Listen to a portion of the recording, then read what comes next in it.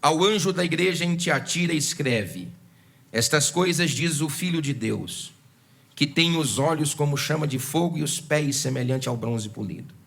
Conheço as tuas obras, o teu amor, a tua fé, o teu serviço, a tua perseverança, segundo as vossas obras. Digo, todavia, a vós outros, os demais de Tiatira, há tantos quantos não têm esta doutrina e que não conheceram, como eles dizem, as coisas profundas de Satanás. Outra carga não jogarei sobre vós, tão somente conservai o que tendes, até que eu venha. Ao vencedor que guardar até o fim as minhas obras, eu lhes darei autoridade sobre as nações, e com cetro de ferro as regerás e as conduzirás, reduzindo-a a pedaços como se fossem objetos de barro. Assim como também eu recebi de meu Pai, dar-lhe-ei ainda a estrela da manhã. Quem tem ouvidos, ouça o que o Espírito diz às igrejas. Nós temos aqui um texto importante da palavra de Deus, escrito na 9ª década do 1º século da era cristã.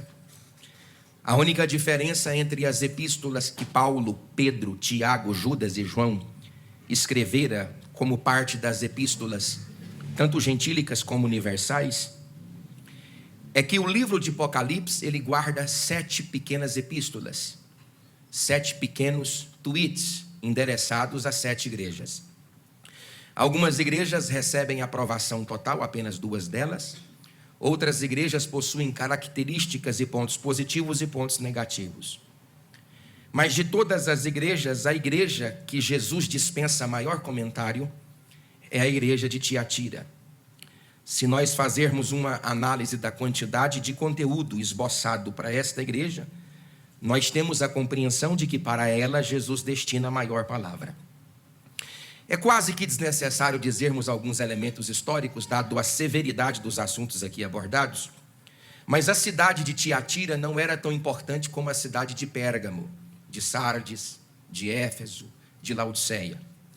Quando o apóstolo São Paulo providenciou a forma de fazer com que Epáfras abrisse o trabalho na região de Colossos, Hierápolis e Laodiceia, tanto a cidade de Laodiceia como a cidade de Colossos eram cidades preponderantes. Nos dias de Epáfras, Colossos mais do que Laodiceia. Mas no dia do apóstolo São João, Laodiceia mais do que Colossos. Esta cidade ela é um tanto quanto insignificante porque ela foi fundada, ou pelo menos administrada, no 2º para o 3º século antes da Era Comum, como uma cidade de guarda provisional, desenvolvida por Seleuco I, na expectativa de que esta cidade pudesse guardar moradores que eram militares para proteger a importante cidade de Pérgamo. Pérgamo foi a capital provisional da Ásia por pelo menos 250 anos. E nos dias do Império Romano também foi capital provisional do Império Romano por mais de séculos. Então a cidade de Tiatira, ela foi desenvolvida na expectativa de que ela servisse para salvaguardar a cidade de Pérgamo. Quando você abre a sua Bíblia, lá no livro de Atos dos Apóstolos, no capítulo 14, no capítulo 16, nos versículos 14 e 15, você vai perceber que uma determinada mulher próspera, chamada Lídia, que era da cidade de Tiatira e que vendia e comercializava púrpura e lã, era desta cidade. Os estudiosos chegam a admitir a possibilidade de que esta mulher tivesse aberto o trabalho na cidade de Tiatira, tanto quanto foi ela que abriu o trabalho na Europa. Quando Paulo faz uma conexão portuária na região de Troade, Anatolina, ele desembarca nas cidades de Anfípolis, Apolônia, Filipos. Lá na cidade de Filipos, ele hospeda dentro da casa de Lídia, e ela, vendedora de púrpura na cidade, talvez representando o comércio de Tiatira, lembrando aos irmãos que ela estava na Europa, região antiga greco-macedônia, e a região desta igreja aqui é a região da Ásia Menor. De modo que Lídia tanto abre o trabalho na cidade de Tiatira, como também abre o trabalho na cidade de Filipos, pelo menos assim, a maioria dos estudiosos compreende. Nós sabemos que essa cidade não tinha grande relevância, mas tinha uma igreja ali que glorificava Jesus. Quando você abre, por exemplo, esse texto para fazer uma análise preliminar, nós compreendemos algumas verdades sobre o comportamento de Jesus para esta igreja. A primeira verdade é que Jesus enxerga boas pessoas entre más pessoas. Você pode perceber que existem duas igrejas dentro da igreja de Tiatira. É uma igreja com dois grupos, um grupo bastante positivo e um grupo bastante negativo. E eu gosto da pessoa de Jesus Cristo porque ele é capaz de enxergar pessoas boas em ambientes com pessoas más. A segunda verdade é que Jesus distingue os bons dentro de uma péssima igreja. Tanto é verdade que, se você pegar o versículo 24, ele diz: digo todavia a vós outros, ou seja, a despeito da maldade coexistente dentro da igreja de Tiatira, haviam outros, aqueles que eram consagrados a Jesus. Em terceiro lugar, Jesus sabe traçar o destino de acordo com as obras daqueles que praticam. Porque se ele fosse injusto, ele reputava a mim o fracasso de outrem.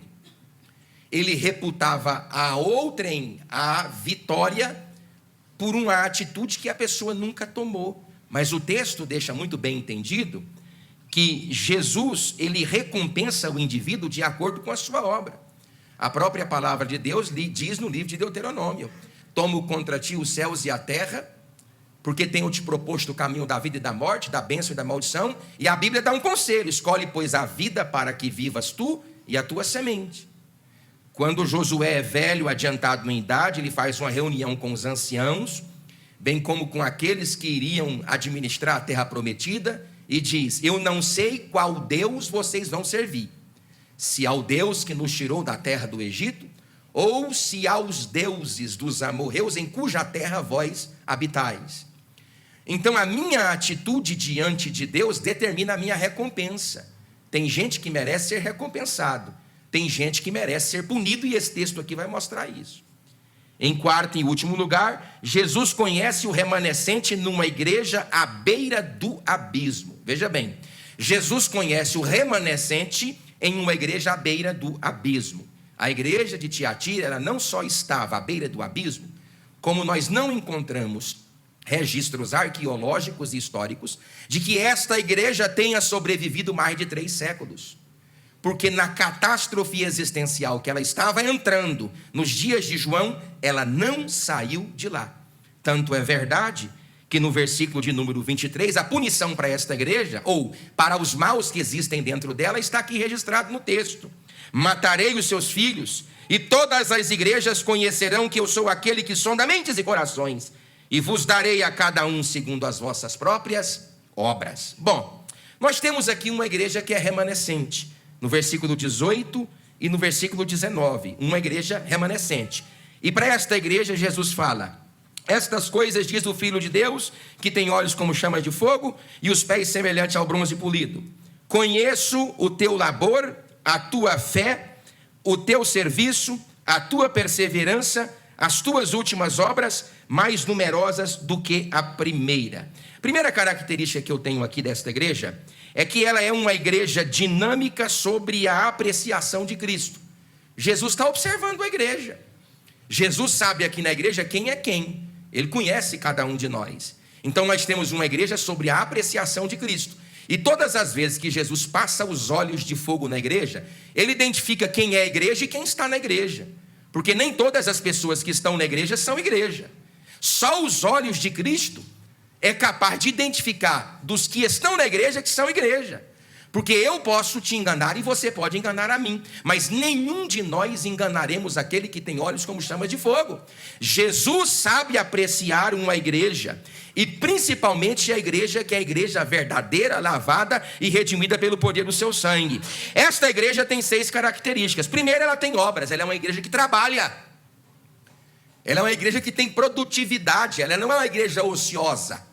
Ela não é uma igreja morna, ela não é uma igreja apática, ela não é uma igreja que não faz diferença no lugar onde ela está. Ela é uma igreja produtiva. A primeira palavra que Jesus usa aqui para determinar caracteristicamente essa igreja é que ela é uma igreja que possui obras. E eu tenho pregado aqui aos irmãos que as obras da igreja são capazes de denunciar a fé que ela possui. Existem igrejas que falam muito da fé que possui, mas fé é abstrato. Ninguém pode identificar a fé na abstratividade dela. Se existem elementos capazes de denunciar a fé que possuímos, são as nossas obras. Então esta igreja é uma igreja de obras. Segundo lugar, é uma igreja que ama. Lembra da carta quando João escreve aos irmãos de Éfeso?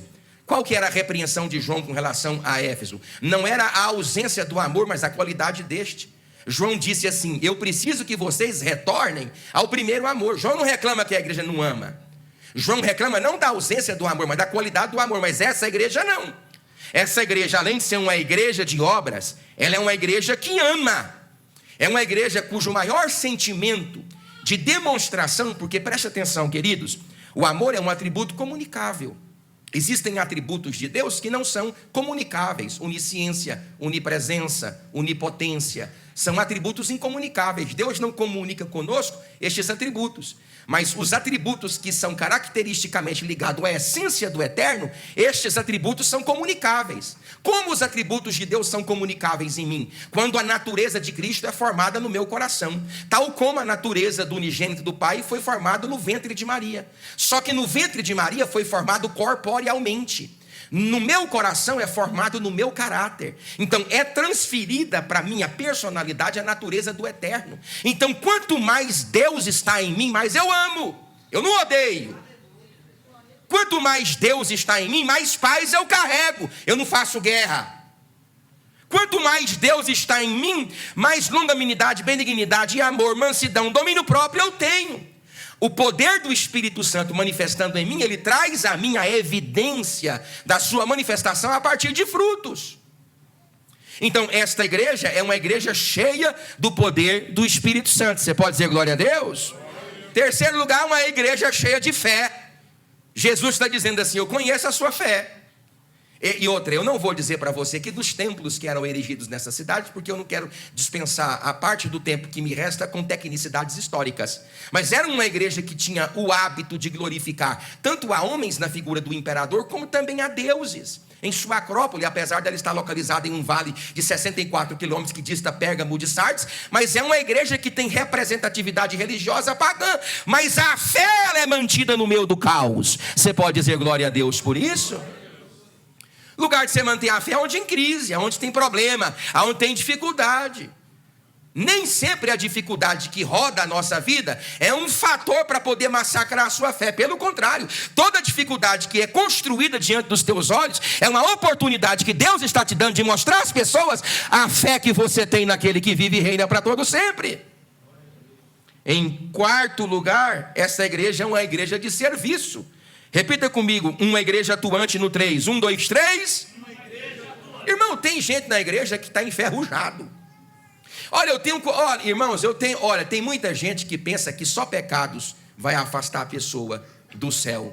Nem sempre pecados, no que se refere aos pecados capitais, porque você sabe que a Igreja Católica Apostólica Romana, na época da Idade Média, para poder sacramentar a venda de indulgências, ela categorizou pecados em pecados veniais e pecados capitais. Mas eu preciso dizer para você que nem todo pecado, seja ele capital ou venial, é único e suficientemente capaz de conduzir para o inferno. Pessoas boas também, que ocultam aquilo que deveriam estar fazendo, também vão para o inferno. Lembra na parábola dos talentos? Lembra da parábola das minas? Vou apertar hoje aqui. Lembra daqueles que receberam menor quantidade? O que aquele que recebeu 1 talento? Ele tinha capacidade para administrar quantos talentos? 1 talento. Porque a própria Bíblia diz que o Senhor Jesus distribuiu os talentos conforme a sua necessidade. O problema é que ele foi convencido de uma incapacidade que ele nunca teve. Porque quando o talento caiu na mão dele, Jesus está dizendo: tu tens pouca capacidade, mas para administrar essa pedra que eu te dei, tu tens. Agora nem ele mesmo reconhece a capacidade que ele tem. Na capacidade que Deus lhe dá, ele vê incapacidade. Ele esconde o talento. E nas minas? Ele esconde também as minas. E qual é o resultado daqueles que escondem? Condenação eterna. Mas essa igreja não. Ela tinha tudo para poder parar, mas ela era uma igreja atuante. Hoje você propõe fazer uma cruzada, um evangelismo, um trabalho pessoal, um trabalho de oração, uma torre de vigia, um projetante, são 12 dias de campanha. Nós propomos para as pessoas um caminho que elas podem construir disciplina, religiosidade, praticidade, cotidianidade. Nós propomos um caminho de solução, a pessoa vê dificuldade. A pessoa não consegue somar, ela só consegue dividir e diminuir. Mas essa igreja aqui, ela era uma igreja atuante. Você pode dizer glória a Deus? Conheça a tua perseverança. Escuta isso aqui. Irmão, vocês estão ouvindo o pastor? Diga amém. Existe um prefixo aqui, per, que significa através de. Se fosse apo, é para fora de. Se fosse ex, era tirado de, extraído de. Se fosse in, era sufixo de negação. Se fosse de, era prefixo de negação. Mas aqui é per, que significa através de severos.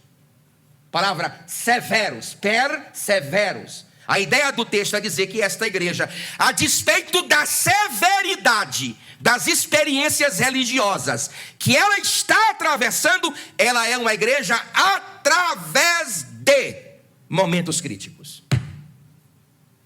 Às vezes os momentos críticos, irmãos, te embaça, te atrapalha, te neutraliza, te para, te oprime, te joga para baixo, te põe na cama, te tranca dentro de um quarto. Deus está aqui nesta noite, através desta palavra, dizendo para você: levante a tua cabeça e atravesse esse caos. O nome de Jesus será adorado e glorificado na sua vida. Em último lugar, ela era uma igreja produtiva. Olha aqui o que Jesus fala para essa igreja aqui, ó. Eu conheço as tuas obras, as tuas últimas obras, mais numerosas do que as primeiras. Irmão, qual que é a tendência de quem larga a maratona? É perder o ritmo durante a trajetória. Qual que é a tendência de todo aquele que começa a fazer algo para Deus? É tirar o pé do acelerador quando vai chegando no meio. Isso não é um fato determinante da nossa igreja, bem como do evangelicalismo nacional. Isso é um registro histórico. Tanto é verdade que no 6º século antes da era cristã, Abacuque levantou-se diante de Deus: Deus, aviva a tua obra no meio, porque até no meio a gente vai. Até no meio do ano com o departamento animado a gente vai. Até no meio do ano na escola bíblica dominical a gente vai. Até no meio do ano você chega talvez ali para ler na Bíblia, pastor Luiz, no livro de Neemias, se passar pelo Bar Migbar. Porque passar pelo livro de Jó e passar pelo livro de Num tem que ser homem. Porque 50,4% dos pastores nunca leram a Bíblia.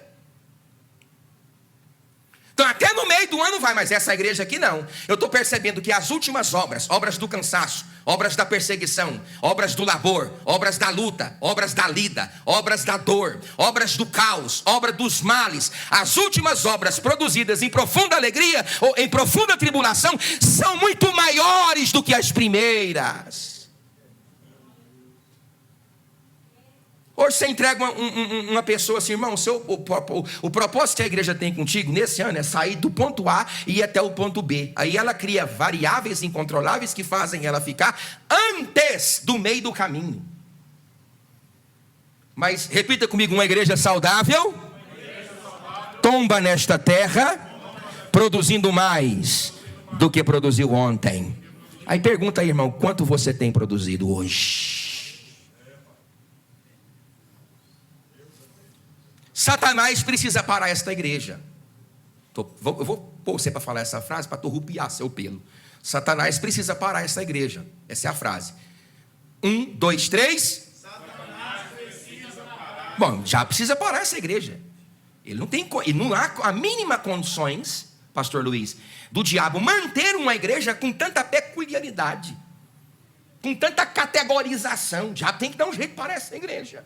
Sim, ele tem que fazer. O diabo tem que providenciar meios pelos quais a igreja deixa de ser atuante, porque é uma igreja que começou a desenvolver dentro do evangelicalismo cristão há 30 anos atrás, e 30 anos depois ela produz mais do que está produzindo 30 anos atrás. Então o diabo tem que parar ela. Como que o diabo faz? Mas é muito simples, de 3 formas. Primeiro, ele usa perseguição, ele usa força. Por quê? Porque ele quer causar intimidação. Eu não sei se os senhores sabem, mas a igreja cristã, ela foi perseguida desde a época em que o imperador Cláudio promulgou uma peremptória confusão nos territórios da Judéia, bem como também em Roma, quando ele expulsou entre os anos 53 e 54 os cristãos lá de Roma. Como se não bastasse isso, no dia 17 de julho de 64, do primeiro século da era cristã, Nero ateou fogo na cidade de Roma com 1 milhão de habitantes, 10 dos 14 bairros, profundamente diluídos e queimados pelo fogo, durante um incêndio que durou 7 noites e 6 dias, e ele assistindo no alto da torre de Micenas, tangendo a sua lira, aquela catástrofe. Quando o incêndio terminou e não deu a Nero uma outra opção, a não ser culpar cristãos e judeus pelo incêndio provocado em Roma do dia 17 de julho ao dia 24 de julho de 64. Dando a Nero álibi para destruir os cristãos, porque dos 4 bairros que sobreviveram, eram densamente povoados por cristãos e por judeus, pastor Luiz. A história diz que faltaram madeiras. Olha o que eu estou dizendo para os senhores. Faltaram madeiras para pregar cristãos. Faltaram cobertos com peles de ovelhas. Os cristãos eram arrastados para o Coliseu, para as praças públicas, para serem pisados por touros e mastigados por leões esfaimados da Líbia. Nero vestia de pinche os cristãos e ateava fogo sobre eles, nos postes, para iluminar os seus jardins.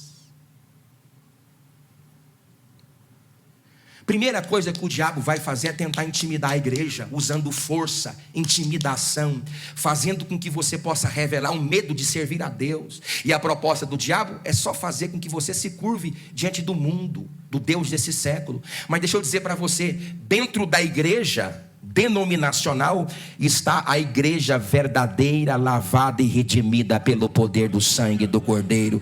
Levante a sua mão, esta igreja não tombará diante dos homens. Segunda coisa, porque o Tertuliano disse assim, irmão Charles, o sangue dos mártires é a semente da igreja. Então, quanto mais mártires tombavam, mais cristãos Deus levantava. Diga glória a Deus.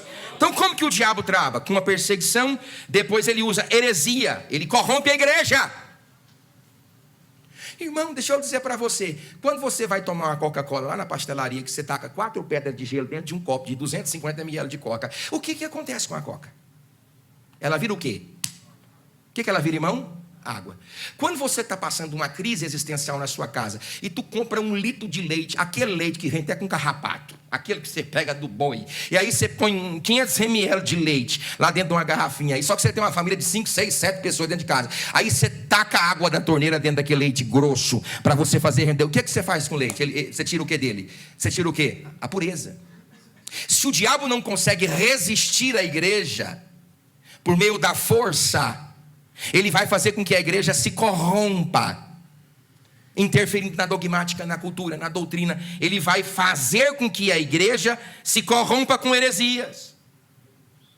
Terceiro lugar, como é que o diabo faz? Ele usa sedução. Olha a palavra aí, ele atrai. Daqui a pouco nós vamos para o texto. Então o diabo usa, repita comigo isso aqui, irmãos: perseguição, heresia e sedução. Então você tem alguns problemas na igreja. Um mal de fora para dentro, a igreja sofre um mal por infiltração. Se tem algo que o diabo faz na igreja, é infiltrar pessoas que são dele. O diabo infiltra pessoas que são dele em todos os departamentos da igreja, com o fim de fazer uma miscigenação. Isso é uma obra do diabo. É fazer com que a igreja perca a sua essência, a sua originalidade. A única forma que o diabo tem de trazer falsificação é se misturando, retirando elementos que caracterizam a igreja ortodoxa. Então o diabo, ele infiltra as pessoas, um mal que vem de fora para dentro. Qual era o outro mal que surge nessa igreja? Um mal de dentro para fora, porque uma vez que o diabo infiltra, o mal que estava lá agora está aqui, ensinando, disseminando, conversando, fofocando, minimizando, fazendo coisas erradas.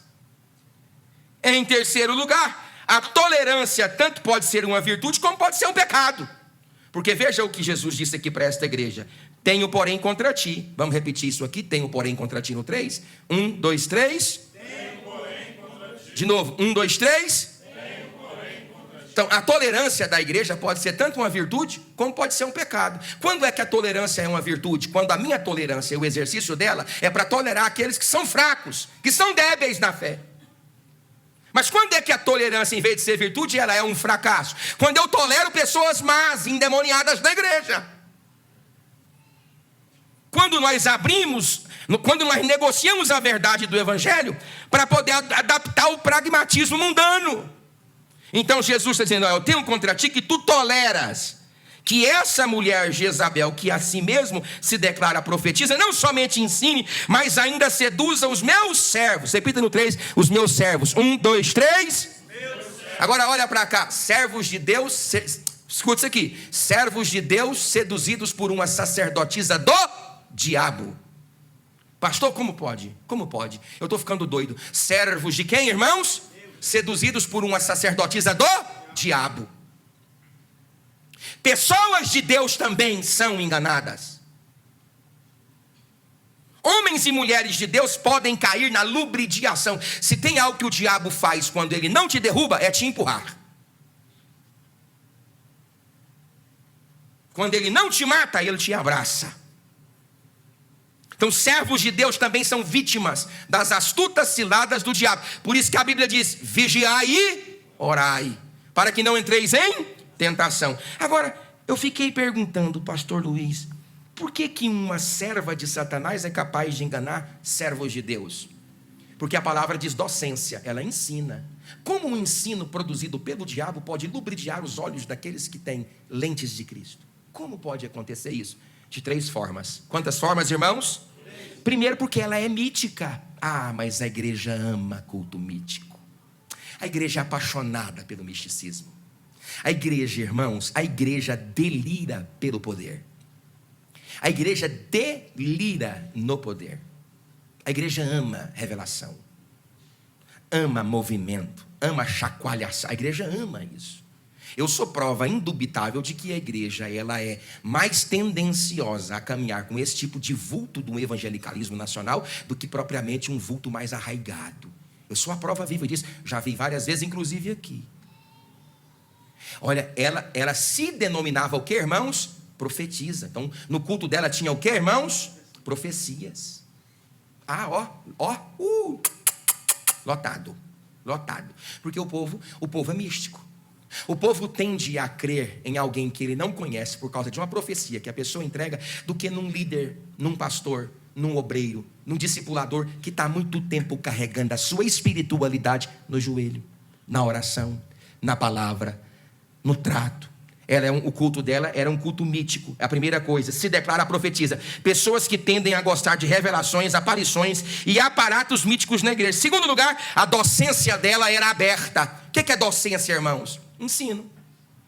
O que é um corpo docente? É os obreiros. O que é um corpo discente? É a igreja. Como era a docência dessa mulher? Era uma docência aberta. Com ela pode tudo. Você pode ver que ela é capaz de seduzir servos de Deus a práticas libertinas. Tanto é verdade que Jesus usa uma figura de linguagem. Eu vou castigar não somente ela, mas todos aqueles que deitam com ela. Essa linguagem aqui é metafórica para representar a ideia de uma sacerdotisa pseudo que faz com que homens de Deus sejam lubridiados pelo engano e pela mentira. Ela tem, primeiro, um culto mítico. Segundo, uma docência aberta. Não somente ensine, está na Bíblia. Lembrando que o seu ensino... E por que o ensino dela é... Pastor, por que o ensino dessa mulher é fenomenal? Por quê? 2 coisas, irmãos, tem que ter no ensino dela. 2, somente 2. 2 coisas. O ensino tem que ser palatável. Porque a própria Bíblia diz que nos últimos dias apareceria um tipo de igreja que levantaria para si tipos de mestres que não fariam nada além de produzir coceira. Irmão, tu já viu tanto que coceira no ouvido é bom? Irmão, você rupia todinho. Irmão, você enfia uma pena de urubu, pega uma peninha de urubu, lava ela, uma peninha de urubu, paga o urubu mesmo, pega uma peninha de urubu, toca na sua vez assim, irmão, você rupia até o cabelo do dedão do pé. O que é a ideia desse texto? É que o povo, pastor Luiz, o povo chega nesse tipo de lugar, eles vão à loucura, eles têm orgasmos espirituais, mas o que é isso? Isso é uma mensagem palatável. Mas o caba pega 3, 4 mulheres, a mulher pega 3, 4 cabas, porque hoje as feministas não gostam dessa frase, mas hoje saiu o cavaleiro que abre a porta do carro para a donzela descer e entrou no lugar dele, ela, a que paga a conta para o macho. Porque um dos vieses do feminismo foi esse. Não é vocês não, mas um dos vieses do feminismo foi esse. Por que o homem pode ter 3, 4, 5, 6, 15, 20 dúzias de mulher e ele não é reputado? Nós também queremos. É o viés delas. Meu corpo, minhas regras. O homem então quer dizer como pode ter 3, 4, 10 dúzias de mulher. E ele não é tido como Aí eu também quero ter 10, 15, 20, 30. Aí quando chega com 45 anos, com 3, 4, 5, 6, 7 filhos nas costas, cada um com um pai, com um avô, com não sei de quem que é. Aí ela fala, agora eu quero um homem de verdade na minha vida.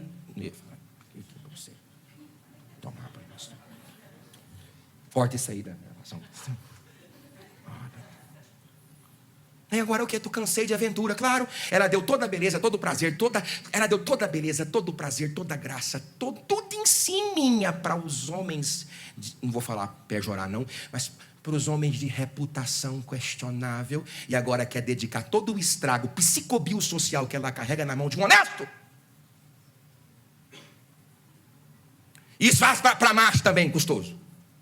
Está ouvindo, irmão? Diga amém. Por que eu estou falando isso mesmo? Que não tem nada a ver com o que? Tem, palatável, a mensagem é palatável. Ah, sim. Aí esse tipo de gente vem nessas igrejas, com 3 mulheres, com 4 mulheres, com 5 mulheres, com 4 machos. Aí senta aí, ele sente bem. Ele sente bem, porque essa mensagem aqui não confronta ele. Mensagem assim não confronta, não traz auditório, não é raça de víbora, não é corja de ladrão, não. Essa mensagem aqui, ele sente bem. Um dia uma pessoa ligou para não sei quem, disse: eu vou sair da igreja porque eu não estou sentindo bem. Irmão, você está aqui para sentir bem? Eu não sabia. Eu pensei que você estava aqui para fazer o Espírito Santo se sentir bem, como você, como parte do templo do Espírito Santo. Eu não faço obra de Deus para ser feliz, e nem estou aqui para me sentir bem. Eu estou aqui para cumprir a vontade do meu Pai. Foi o que Jesus disse. E tanto isso foi peso para ele, que ele disse assim: Pai, se possível de mim me passa desse, todavia seja feito conforme a tua. Repita comigo: a vontade de Deus. Repita alto: a vontade de Deus é mais importante do que minha satisfação pessoal. Agora glorifique esse Deus Todo-Poderoso. Segundo, é uma mensagem palatável. Depois ela é uma mensagem liberal. Repita: palatável e liberal. Então, por que essa mulher tem poder de cativar servos de Deus? Porque a mensagem dela é mítica, porque ela tem docência aberta e porque ela tem uma mensagem livre de responsabilidades pessoais. Ai, Isabel, eu quero fazer 25 tatuagens, faz 40. Eu não tenho problema com isso. Daqui a 10 anos, as estatísticas dizem que 64% da humanidade será tatuada. Essa discussão é estupidificante para a minha inteligência, me desculpe. Mas eu estou só parafraseando para fazê-los entender que existem pessoas na igreja que lutam por temas insignificantes. Eu quero, pastor, grampear minha cara toda. Grampia tudo, irmã, a cara, a barriga, o resto você sabe o que é. Pode grampear, é a mensagem dela. Não tem uma mensagem assim: por que, meu filho, você quer fazer isso?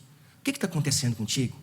Vem para cá, vamos orar, vamos abrir a palavra, vamos para a oração. Será que essa necessidade de se estereotipar não é uma deficiência que você tem aqui dentro? E você quer representar a deficiência que você tem, suprimindo ela a partir de elementos estereótipos? Porque toda grande marca não se preocupa com rótulo. Porque marca grande não vende rótulo, marca grande vende conteúdo. Só se preocupa muito com rótulo quem não tem essência. Então essa mensagem aqui, queridos, é uma mensagem liberal. Por quê? Porque ela é de livre responsabilidade. Um evangelho desprovido de responsabilidades morais e humanas. Eu sei que é duro. É duro. Não dá para dar glória. Então, pastor, 4 coisas que essa mulher fez. Olha aqui, repita comigo no 3. Seduza meus servos. 1, 2, 3... Vamos alto, irmão, para o povo da internet pensar que tem gente na igreja. 1, 2, 3. Então você só pode vencer o que conhece. Você precisa vencer o pecado, então conheça. Porque essa mulher aqui, 2 coisas ela incentivavam: a prática da imoralidade, da prostituição, e incentivavam os irmãos da igreja a comerem comidas sacrificadas a ídolos. Está aqui no texto, eu não vou ler porque eu não tenho tempo. É como se ela estivesse dizendo o seguinte: olha, para você vencer um inimigo, você tem que conhecer ele. Então conheça o pecado e experimente aquilo que você quer vencer. Ela vai para os grêmios. Haviam gremiações comerciais na cidade, onde toda sorte de libertinagem era pronunciada e celebrada pela cidade. E aqueles que não participavam desses grêmios, dessas associações, eram tidos como antiquados, quadrados, pessoas retrógradas. Ela está dizendo: pode participar de tudo. Ela seduza. Segunda coisa que ela fala: vale tudo para não perder a popularidade. Aí eu coloquei convívios sociais, tais como grêmios, onde se pratica licenciosidade. Vale tudo para não perder a popularidade. Irmão, quando um pastor desse famoso vai num programa desse, global, não vou falar o nome, mas deu para você entender, que pergunta para eles os temas sensíveis, meu Deus, ele chega coça na cadeira. Porque falar é complicado, né? Não é verdade? Falar é complicado, né?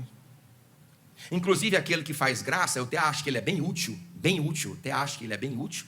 aquele que, né, fala engraçado. Eu acho ele bem útil, eu acho que a mensagem dele tem um alcance muito grande, né? Óbvio que tem, ninguém está discutindo isso, mas ele mesmo, quando divulgou o voto, né, ao antigo candidato derrotado, o candidato que a igreja, de modo geral, apoiou, ele perdeu, parece que no dia 10 mil inscritos. Porque você precisa lutar contra a reputação ou santidade, contra o que é certo e contra o que dá certo. Jezabel está dizendo assim lá na igreja de Tiatira: faz o que vocês quiserem para não perder a popularidade que vocês têm. Vale tudo para manter quem vocês são. Terceira coisa que ela faz: a falsa teologia desemboca na falsa moralidade. Jezabel apresenta um cristianismo liberal. Irmão, cristianismo que não muda comportamento, cristianismo que não muda a palavra, cristianismo que não faz mulher respeitar marido e marido respeitar mulher, cristianismo que não muda vestes, cristianismo que não muda a forma de você viver. Que cristianismo é esse, irmão? Se você é o templo do Espírito Santo, e se a missão do Espírito Santo na terra é produzir em você a natureza do unigênito do Pai. Irmãos, um dos 10 livros que mais influenciaram a igreja cristã da década de 80 foi um livro de Charles Shindon, Em Seus Passos, o que Faria Jesus. Vocês têm que ler esses livros. O Espírito Santo precisa produzir mudança na igreja, porque se não produzir, não é igreja, é associação, é qualquer outra coisa. A igreja de Jesus, ela é transformada, lavada, redimida e purificada pelo poder do Espírito Santo de Deus. Número 4, a modificação do cristianismo para se adequar ao paganismo. Irmão, olha aqui para mim, eu fiz uma pergunta aqui no texto. O que essa mulher faz? Ela modifica o cristianismo para se adequar ao paganismo. É engraçado que o paganismo não modifica o paganismo para se adequar ao cristianismo. Aí o cristianismo tem que modificar o cristianismo para se adequar ao paganismo. Então o mundanismo não abre mão dos seus preceitos e auspícios para se adequar ao cristianismo. Aí o cristianismo tem que abrir mão dos seus preceitos, valores, ortodoxia para se adequar ao mundanismo? Não! Aqui é a igreja de Jesus Cristo, coluna em firmeza da verdade, e aqui a palavra dele é pregada. Aí eu fiz uma pergunta aqui, ó. Você é capaz de distinguir um cristão de um mundano?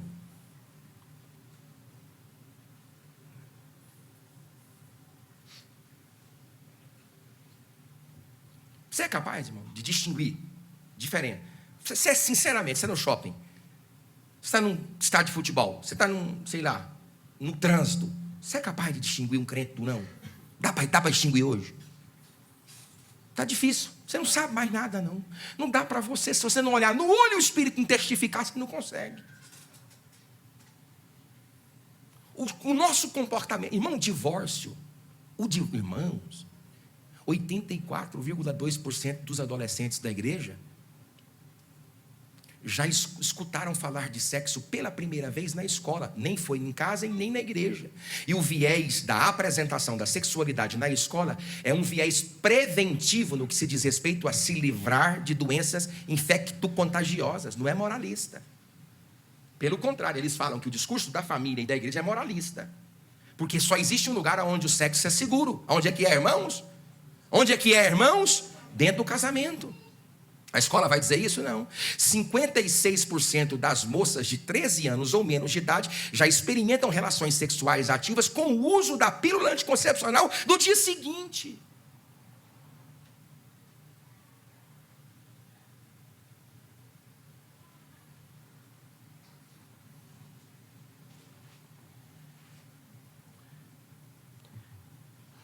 Repita comigo: as 3 moedas de Deus. Vamos no 3. 1, 2, 3. Deus dá 3 moedas para essa mulher. Pastor José Val disse: a primeira, a moeda da misericórdia. A segunda, a moeda da opção. A terceira, a moeda da disciplina. Ou você experimenta mudança por meio das moedas, ou você receberá juízo. Juízo de Deus. Na moeda da misericórdia, Jesus disse: dei-lhe tempo. Está aí, está no texto? Dei-lhe tempo. Repita comigo, irmãos: até as misericórdias de Deus tem limite. Cuidado. Dei-lhe tempo. Eu dei tempo. Para com esse discursozinho liberal de que Deus não ama pecado, mas ama pecador. Isso não existe na Bíblia. Não é o pecado que é capitaneado, é o pecador.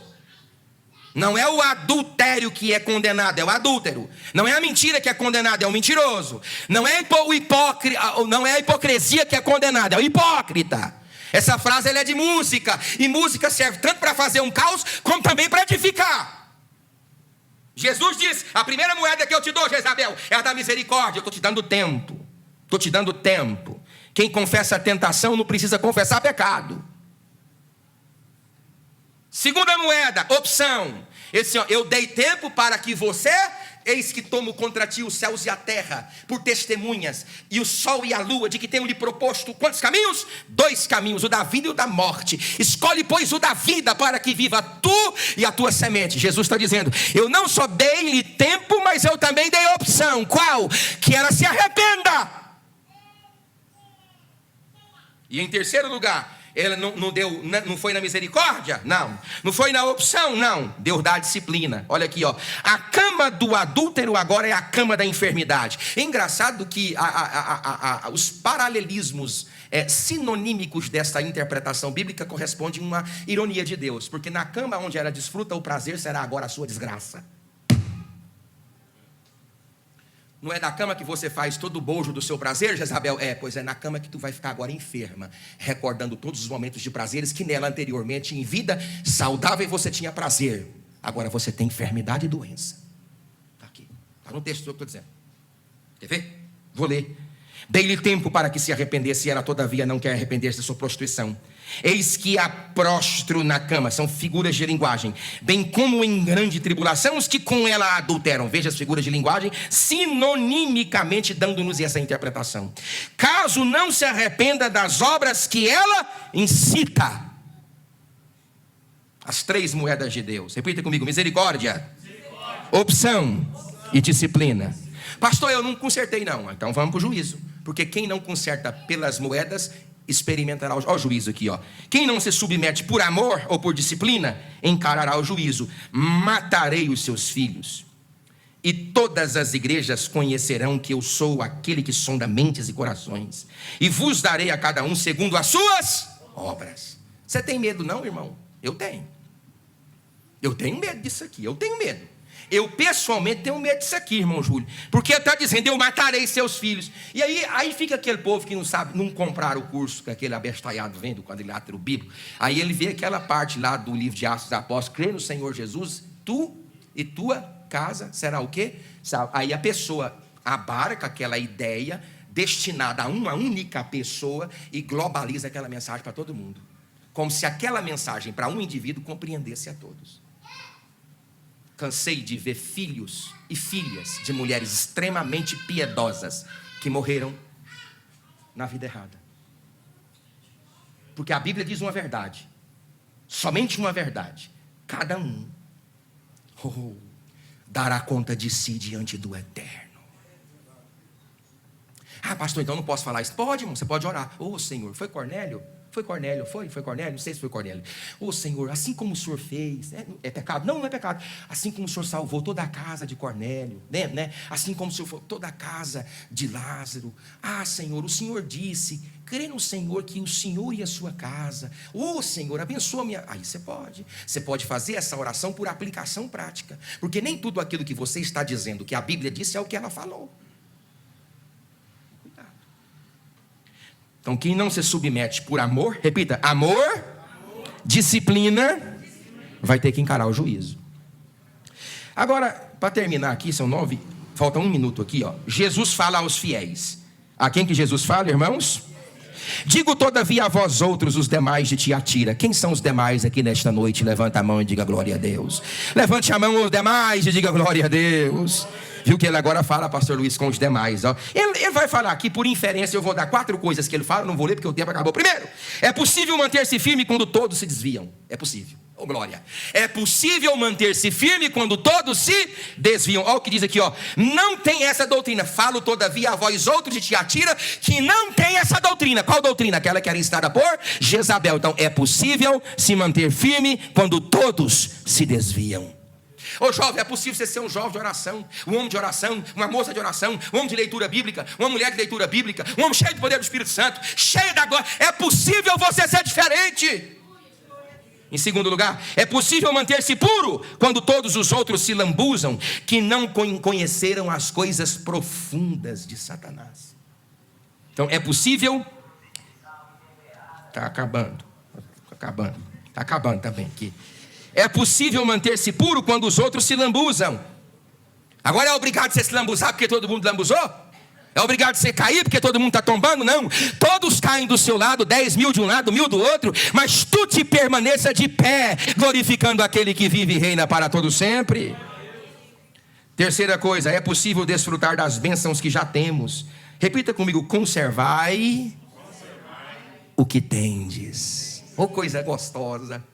Olha que prazer, que orgasmo. Conservai o que? O que você tem? Você tem sua casa, seu nome, sua família, sua idoneidade, sua esposa, seu esposo, seu pai, sua mãe. Você tem uma igreja. Conservai estas coisas.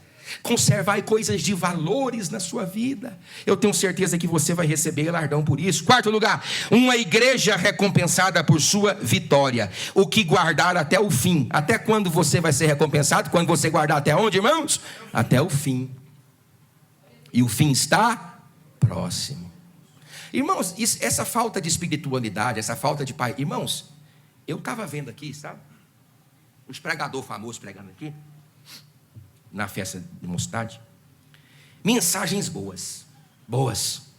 Nossa, mensagens boas. Boas não. Teve uma delas lá, caminhou assim na esteira da perfeição. Nossa. Eu olhando para a cara de algumas pessoas. Meu Deus, mortos. Sustentos em cima de uma carcaça podre, espiritualmente falando.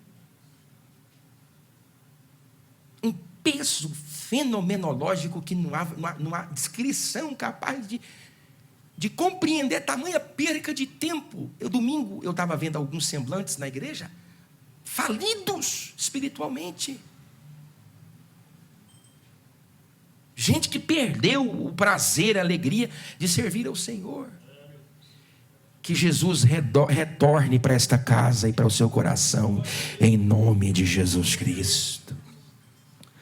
Pastor, e o vencedor? O que ele vai fazer? Duas coisas: julgar os ímpios, e eu lhes darei autoridade sobre as nações. Quantos podem dizer glória a Deus? Segundo, conhecer o Senhor pessoalmente. Aqui diz uma figura de linguagem, uma metáfora: dar-te-ei da estrela da manhã. Aí o que é engraçado nisso aqui? Que faz uma paradoxal, uma antítese, um paralelismo antitético com a ideia de Jezabel proporcionar para as pessoas o prazer a partir do experimento promíscuo. Aí Jesus está dizendo: mas os vencedores conhecerão a mim pessoalmente, porque eu vou me doar a vocês como estrela verdadeira e brilhante da manhã. Olha aqui, ó, Jesus é melhor do que Jezabel e do que os seus presentes, seus ensinos, suas obras, as obras do diabo. Jesus é o nosso maior presente, irmãos. Você pode dizer glória a Deus por isso?